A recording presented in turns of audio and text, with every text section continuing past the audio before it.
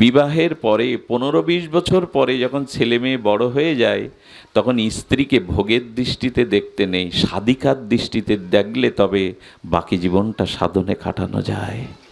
যদি এই চরিত্রটা ছোটবেলায় না পড়তাম, তাহলে রাধা মাধবের অপ্রাকৃত প্রেম, শিব পার্বতীর, রাম সীতার অপ্রাকৃত প্রেম অনুভব করতে পারতাম না। সেটা হলো দক্ষিণেশ্বর পরমহংসদেব, ঠাকুর রামকৃষ্ণ, মা শারদা। কি বলবো আপনাদের, দক্ষিণেশ্বরের এক ঘরে বহু বছর ঠাকুর আর মা ছিলেন, মা শারদা, পরমহংস কুলতিলক ঠাকুর রামকৃষ্ণ। একদিন পূর্ণিমার রাত, চারিদিকে ফাগুনের বাতাস বইছে, একটা অপ্রাকৃত, তখন তো প্রাকৃতিক এত বিপর্যয় ঘটেনি, প্রকৃতি শান্ত সমাহিত, প্রকৃতির স্বরূপে বিদ্যমান। সেই পূর্ণিমার ফাল্গুনি আর পূর্ণিমার কিরণ জ্যোৎস্না প্লাবিত হচ্ছে, মৃদুমন্দ দক্ষিণা পবন বইছে, মহানগরীর বুক চিরে কলকাতার ভাগীরথী গঙ্গার শীতল পবিত্র হাওয়া আসছে। ঠাকুর জানলা খুলে দিলেন, জানলার ভেদ করে চন্দ্রের চন্দ্রিমাটা সেই পূর্ণ যৌবনাবতী মা শারদার মুখে এসে পড়েছে, যেন এক চাঁদ আর এক চাঁদের মুখে এসে শোভা দিচ্ছে। ঠাকুর রামকৃষ্ণদেব ওই ছোট্ট খাটিয়ায় বসে বসে নিজেকে বলছেন, খুব ধ্যান দিয়ে শুনুন, মনে মনে বলছেন, কিরে ভাবের ঘরে চুরি নেই তো তোর? ভাবের ঘরে চুরি নেই তো? ওই দেখ, ওই দেখ রমণী শরীর, নারী শরীর, ওই শরীরের জন্যই রমণীর মোহে যুগ যুগান্তর জন্ম মৃত্যু চক্রে অভিশাপে ঘুরে বেড়াচ্ছে। তোর ভেতরটা এই কামকামিনীর জন্য লালায়িত নয় না? ভাবের ঘরে তোর চুরি নেই তো? নিজেকে পরীক্ষা করছে। নিজেকে পরীক্ষা করতে করতে ঠাকুর কি করলেন জানেন? ঠাকুর খাট থেকে উঠলেন, মা শারদার পূর্ণ যৌবনাবতী চন্দ্রকিরণে উদ্ভাসিত সেই দেবী মূর্তির মুখের দিকে এগিয়ে গেলেন।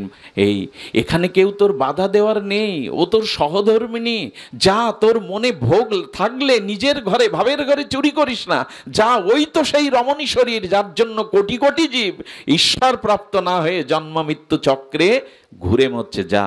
ঠাকুর গিয়ে মায়ের মুখে মুখ দিতে যাবে, কি বলবো আপনাদের, কিছুটা দূরে যেই মায়ের মুখে মুখ দিতে যাবেন, সঙ্গে সঙ্গে ঠাকুর সমাধিস্থ হয়ে পড়ে গেলেন। যখন মূর্ছিত হয়ে গেলেন, মা উঠে দেখছেন ঠাকুর পড়ে রয়েছেন, মুখ দিয়ে গেজা বেরোচ্ছে এবং একটা শব্দ শুধু উচ্চারণ হচ্ছে, মা, মা আর মা। একটা শব্দ ঠাকুরের মুখ দিয়ে সারা রাত বেরোলে চেতনা ফেরেনি। ভোরবেলা বাতাস করতে করতে, জল দিতে দিতে বলছে, কি হয়েছিল ঠাকুর তোমার? শারদাকে বললেন, শারদে, কি হয়েছিল আজ নিশিতে বলবো। তুমি আজকে লাল পেড়ে সাদা করে শাড়ি পরে আর শীতিতে রক্তিম সিঁদুর অঙ্কিত করে পায়ে আলতা দিয়ে অলকা তিলকা ভালে তুমি আসবে তো আমার ঘরে? এদিকে ঠাকুর আলপনা আঁকলেন, একটা বড় বেদি তৈরি করলেন। মথুর বাবুকে বললেন, মথুর, একটু ষোড়শ উপচার এনে দিতে পারিস? কেন ঠাকুর? বলল, মায়ের পূজা আজ আমি নিজে করব। বাজার থেকে মথুর বাবু ষোড়শ পূজার উপচার আনলেন। শারদা দেবী রাতের প্রথম প্রহরে প্রবেশ করলেন, তাকে বেদিতে বসিয়ে, আলপনার উপরে বেদিতে বসিয়ে ঠাকুর পূজা শুরু করলেন। নিজের বিবাহিত রমণীকে বিশ্ব মাতৃত্ব জ্ঞানে, জগৎ জননী জ্ঞানে সারা রাত পূজা করলেন, তার চরণে মাতৃজ্ঞানে পুষ্পাঞ্জলি দিলেন এবং ভোরের আলো ফোটার আগে ঠাকুর সাষ্টাঙ্গে চরণে পড়ে বললেন, হে মা তো, হে দেবী, হে দেবী, শক্তি সঞ্চার করো। আজ থেকে তুমি বিশ্ব জগৎ জননী রূপে প্রতিষ্ঠিত হলে।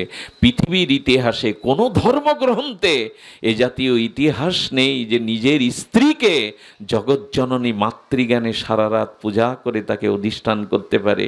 এই কথা জানার পরে মনে হয়েছিল, আর যদি রামকৃষ্ণ সারদা দেবীর এই চরিত্র না জানতাম, তবে শিব পার্বতী, রাম সীতা,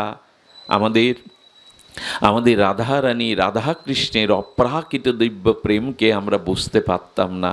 এখনো সম্ভব। এটা বেশি দিন আগের কথা নয়, 200 বছর পৃথিবীর ইতিহাসে এমন কোনো বেশি দিন নয়, সম্ভব। সম্ভব। শাস্ত্রে কি বলেছিল জানেন? বিবাহের পরে 15-20 বছর পরে যখন ছেলে মেয়ে বড় হয়ে যায়, তখন স্ত্রীকে ভোগের দৃষ্টিতে দেখতে নেই, সাধিকার দৃষ্টিতে দেখলে তবে বাকি জীবনটা সাধনে কাটানো যায়। এসব কথাগুলো এখন বলবার ঠিক পরিবেশ নাই। আমরা বড় অসংযত, আমাদের ইন্দ্রিয় সংযত নয়। এই জন্য মহাপ্রভু বলছেন এই দুইজন ব্যক্তি কৃষ্ণ পাবেই না।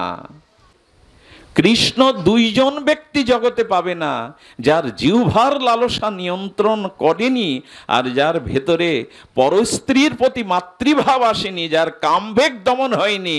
মহাপ্রভু লিখে দিলেন এই দুই ব্যক্তি জগতে কৃষ্ণ পাবে না। এখন জগৎটা ভাসছে এর উপরে।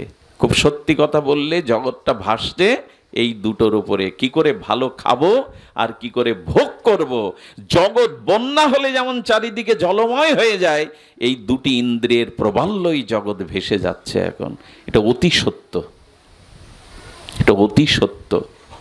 এই জন্য জিহ্বার নিয়ন্ত্রণ হয়নি, যার দৃষ্টি শুদ্ধ হয়নি, কামনার বেগ দমন হয়নি, কৃষ্ণ পাওয়া তো দূরের কথা, তার জীবন গঠনই বৃথা, তার মনুষ্য জন্ম প্রাপ্তি বৃথা। কি অবাক হতে হয়! প্রাণী জগতের দিকে তাকিয়ে দেখুন, কুকুর বিড়ালের দিকে তাকিয়ে দেখুন, তারা বছরের কিছু একটা ঋতুতে সময়ে তারা তাদের সন্তান সন্ততির জন্য তাদের প্রবল বেগ আসে। বছরের 10টা মাস 8টা মাস তারা নিয়ন্ত্রিত থাকে। জন্তু জানোয়াররাও পর্যন্ত। মানুষের সে সংযম আছে? অবাক হতে হয়। প্রাণী জগতের জীব জন্তুর যে সংযম আছে, মানুষের সেটা নেই। আশা করি করে নিজের উদ্ধার, আশা করি কি করে নিজের প্রজ্ঞা, নিজের মঙ্গল। শাস্ত্র বলছেন এই দুটো জিনিস নিয়ন্ত্রণ করো। দেখুন, আমরা যারা সাধুসঙ্গ করতে যাই, আমরা যারা বাইরে চলাচল করি, মানুষের শ্রদ্ধা প্রণাম পাই, সেই সাধকদের অন্তত দুটি ইন্দ্রিয় বাইরে গেলে খুব নিয়ন্ত্রণ করতে হয়, এক কান আর এক চোখ। পৃথিবীর যত পাপ এই দুটো দিয়েই প্রবেশ করে। পরনিন্দা, পরচর্চা, সাধু নিন্দা, এইগুলো কান দিয়ে ঢুকলো তো ভজন সাধন সব শেষ করে দিল।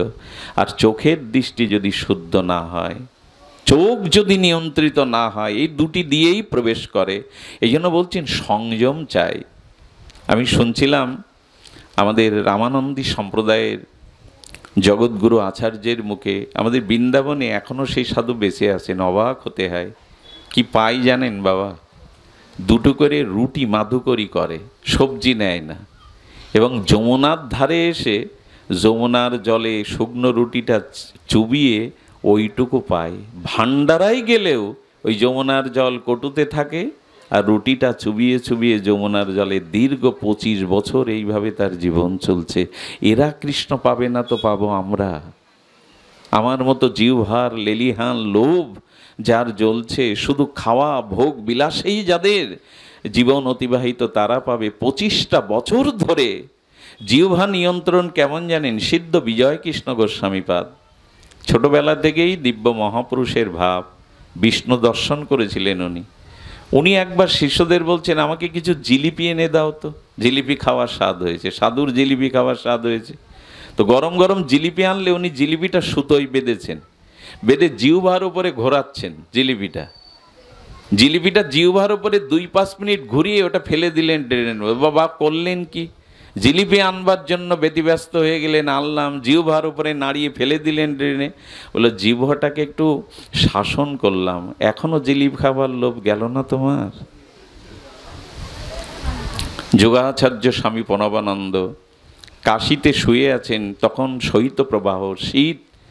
ভোরবেলা 3:30টায় উঠে জপ ধ্যান করবেন, উঠতে গিয়ে দেখে কম্বলটা ভালো লাগছে। শীতের কম্বল, তাও ভোরবেলা ভালো তো লাগার কথা। কম্বলটা যখন আরেকবার টেনে নিলেন, হুঙ্কার দিয়ে উঠলেন এই সিংহ বীর্য পুরুষ। উঠে কম্বলটা উনি নদীতে ফেলে দিয়ে প্রতিজ্ঞা করলেন, হ্যাঁ, যুগ যুগান্তর ধরে যে তপস্যা করেছি, সাধনা করেছি মানুষকে জাগাবো বলে, আর একটা কম্বল কিনা আমাকে আরাম দিয়ে ভজন কেড়ে নিচ্ছে, আজ থেকে যত প্রতিকূলতা আসুক, শীত আসুক, কম্বল আমি আর গায়ে। এরাই পারে, যারা নিজেকে নিয়ন্ত্রণ করতে পারে, যত করতে পারে, এদের দ্বারা ভজন সম্ভব। এদের দ্বারা ভজন সম্ভব। বিষয় ছাড়িয়া কবে শুদ্ধ হবে মন। এই তো মন শুদ্ধি না হলেও যতই বাইরে যা কিছু করি না কেন, ঢাক ঢোল যতই পিটাই, লাফালাফি যাই করি, বক্তব্যের পর বক্তব্য শব্দ গুছিয়ে যতই মানুষকে মোহিত করি, হবে না। মনশুদ্ধি না হলে হবে না। যদি হয় মনশুদ্ধি তবে হয় প্রেম ভক্তি, তবে যায় হৃদয়ের ব্যথা। তোমার ব্যথা সেদিনই যাবে যেদিন তোমার চিত্ত শুদ্ধ হবে, ওই শুদ্ধ হৃদয়ে ভগবৎ প্রেম সঞ্চারিত হবে, সেই দিনই তো তুমি হৃদয়ের ব্যথা দূর হবে তোমার। এত ব্যথা কেন, এত যন্ত্রণা কেন? শ্রী গুরু পেয়েছি, হরিনাম পেয়েছি, বিগ্রহ পেয়েছি, সাধু সঙ্গ পেয়েছি, ব্রজধাম দর্শন হয়েছে, সব হয়েছে, মনের ব্যথা যাচ্ছে না কেন? কারণ মনশুদ্ধি হয়নি, ওখানে প্রেম ভক্তির আবেশ আসেনি, তো ব্যথা কি করে দূরে যাবে? এই জন্য সংযত হতে হবে। চারটে